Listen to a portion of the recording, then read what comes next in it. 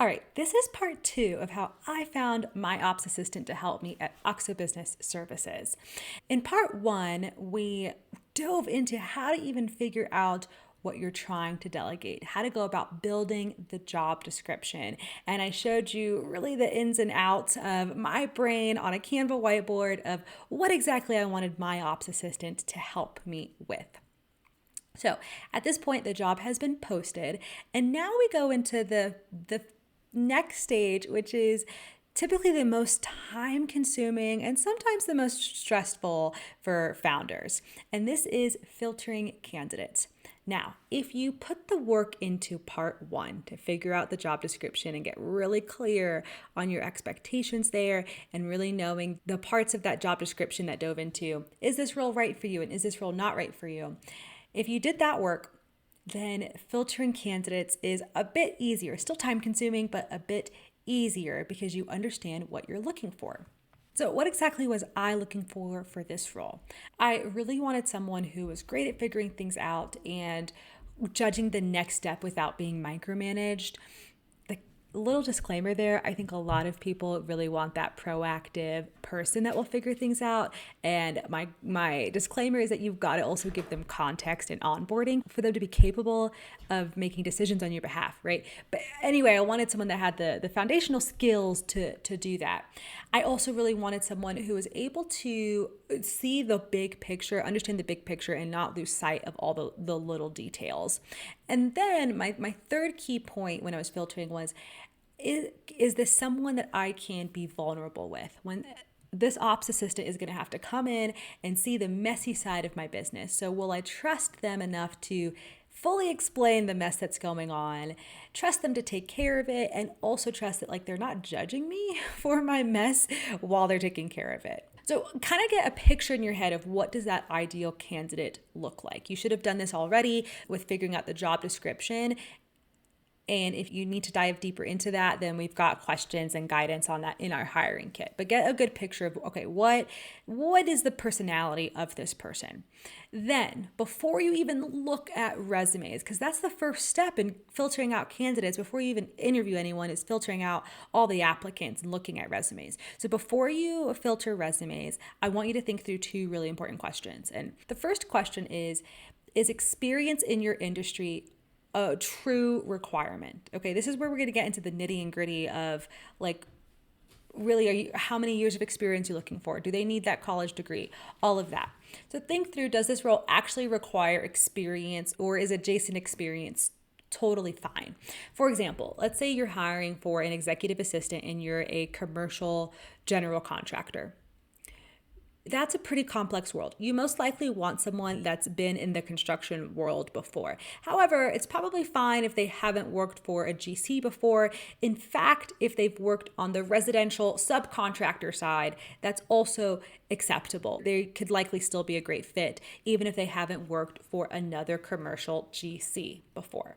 On the flip side, if you are, let's say, hiring for an operations assistant and you're a business coach, you likely want someone that has worked in the digital world before. Have they worked for another consultant, maybe course creators, maybe podcasters? They've seen the ins and outs of the back end of digital online businesses. That's kind of where I was coming from, is I wanted someone that had that experience. And the second question I want you to think through is, what experience will automatically cancel this person out?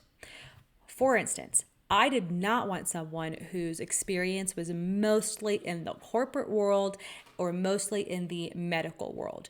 Those are pretty rigid environments. Those are also environments where you learn more of the pause and wait for permission approach. And I'm a ask for forgiveness manager. I need someone that's just going to go do the thing. And I don't want to have to spend months teaching them that it's okay to just go make a mistake. So you want to know, do they need experience in your industry specifically or not? And also, what experience do you definitely not want? What influences do you not want coming into your world? For another example there is, for my role, I typically was not going to consider people who had a lot of experience in the real estate world. That's a totally different beast. And even though real estate should be, in theory, more of a relationship based business, what my experience has been is that I see a lot more automation and just like cringiness in like their lead gen process and a little less real customer service, caring about the person. And so I just didn't want someone that had too much exposure to that industry. That works for some, it was not going to work for me. All right. When you can answer those questions, it helps you filter resumes much, much faster. And for context of why this is important, after the first few days that our job post was up, we had about 200 applicants. After about a week and a half, we had, I think, around 950 applicants. We do go through every applicant, okay, because there could be a diamond in the rough there, a needle in the haystack. We go through everybody. But I'm not trying to spend 5-10 minutes per resume. In fact, because I've spent so many years doing this, I can spend less than 2 minutes. Honestly, probably more like a minute per resume. And I just take an extra minute if the industry of that company is not obvious from the resume, then I like do a quick Google search on that. All right, so clarity in what you're looking for helps to just fly through some of these resumes. The next step, after I shortlisted people and said, okay, I like their experience, I like their resume so far, then I sent them a questionnaire because I'm not going to interview all these people. If we go back to that initial set of applicants, of 200 applicants, I shortlisted about 37 resumes, and I'm not going to interview 37 people. They're not all going to be a fit. Okay, I'm not going to waste my time with this. So I sent them questionnaires. The point of the questionnaire is to further filter people out, and you can choose to take more of a technical or soft skills approach or a mix of that. Again, I dive deeper into how to really build your questionnaire. This really should be so custom to you and the job that you're hiring for. So I dive deeper into this in our hiring kit.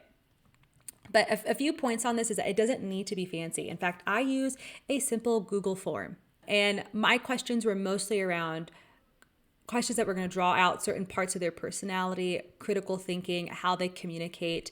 For instance, I had one question of, if 10 is that you're very process minded and 1 is that you're more of a free spirit, where do you land?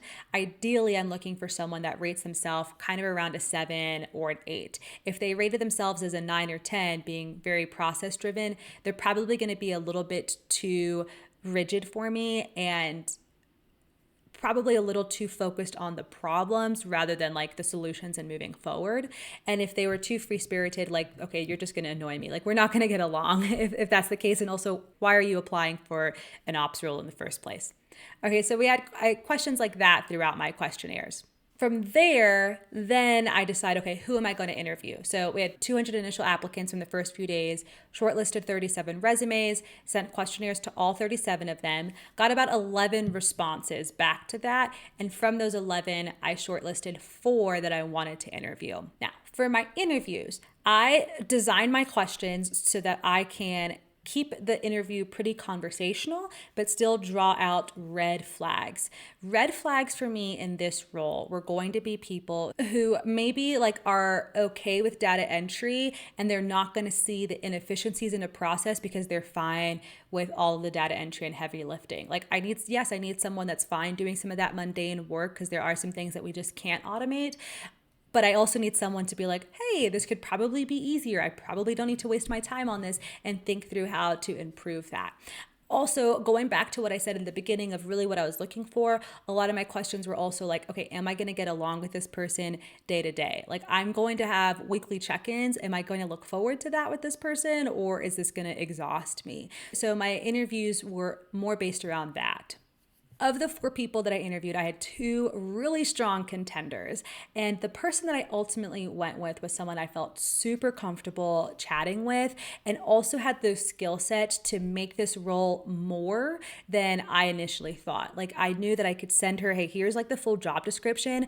I knew once I got her in and seeing like all the processes, how we do things, our messaging and all of that, that she would then be like, okay, I can actually do this and I could do this and we can improve this and do you want me over here? And so she could really take the role and run with it and make it her own, which is exactly what I was looking for. Her name is Tori. I'm so excited. And just to also give you a little context into how resumes can tell some interesting stories, but also you don't have to have this cookie cutter experience. If you remember, one of my big pieces with it was that they have worked in the digital business world before. She's got about a year and a half, almost 2 years of that. So it's not the bulk of her experience, but she has worked for a little under 2 years as a remote chief of staff. She spent time running her own family farm for several years. And she also had a background as like a police dispatcher. So she had this awesome, nothing can faze me personality, very grounded, very humble, but still like bright and friendly and like, all right, let's do this. And that servant attitude, which is so awesome for this role. And I'm super excited for her to start working with our clients and our team members. All right, so that is the full process of how I went about finding my own ops assistant, from figuring out what exactly I was going to delegate, determining and creating that job description, posting it and filtering the candidates, and ultimately finding Tori. If you want to go deeper and you want more guidance on this as you go about kind of DIYing your own hire here, I would definitely grab our hiring kit. It's going to have way more questions to think about, more AI prompts to help guide you and really customize this process to what you need and what you're looking for. And if this was at all helpful, then I'd love to know in the comments if it would also be helpful to know how I'm onboarding Tori and getting her integrated and set up with all of the things. So if that sounds helpful to you, then let me know in the comments and we will follow up with a part 3 around onboarding my ops assistant, Tori. All right, thanks for joining me and I'll see you next time.